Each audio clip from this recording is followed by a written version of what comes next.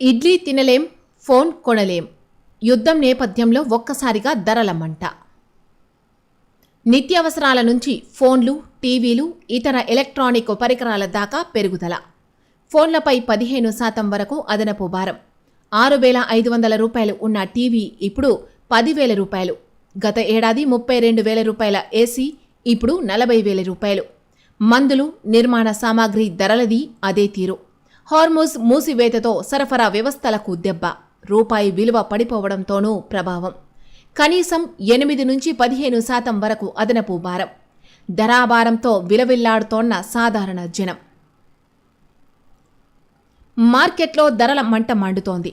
పొద్దున్నే తినే ఇడ్లీ, దోశ వంటి అల్పాహారం నుంచి సెల్ ఫోన్లు, టీవీలు, కుక్కర్లు, ఇతర ఎలక్ట్రానిక్ వస్తువుల దాకా అన్నింటి ధరలు అమాంతం పెరిగిపోయాయి. మందులు, నిర్మాణ సామాగ్రి ధరలు కూడా చుక్కలను తాకుతున్నాయి. ఆన్లైన్లో ఆర్డర్ తీసుకుని సరుకులు తెచ్చే బ్లింకిట్, జెప్టో వంటి ప్లాట్ఫామ్లలోనూ 6 నుంచి 9% వరకు ధరలు పెరిగాయి.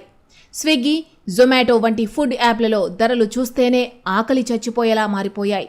ఇదంతా కేవలం గత నెల రోజుల్లో వచ్చిన మార్పు. హార్మూజ్ జలసంధి మూతపడడం, సరఫరా వ్యవస్థలకు ఆటంకాలు ఏర్పడడంతో ఒక్కసారిగా ధరలకు రెక్కలు వచ్చాయి. ఒకదానికి ఏర్పడిన కొరత, పెరిగిన ధర మరొకదానిపై, ఇంకొకదానిపై ఒక గొలుసులా ప్రభావం చూపుతూ అన్ని రకాల వస్తు సామాగ్రి ధరలు పెరిగిపోయాయి. ఇక చర్చలపై సందిగ్ధం. ఇరాన్, అమెరికా ప్రతినిధుల భేటీకి పాక్లో ఏర్పాట్లు. ఇస్లామాబాద్కు చేరుకోని ఇరు దేశాల నేతలు. ఒప్పందం దశకు చేరితే చర్చలకు ట్రంప్. ఇరాన్ ఒప్పందానికి రాకుంటే బాంబులేనన్న ట్రంప్. సరికొత్త ఆయుధాలు బయటికి తీస్తామంటూ గలీబఫ్ వెల్లడి.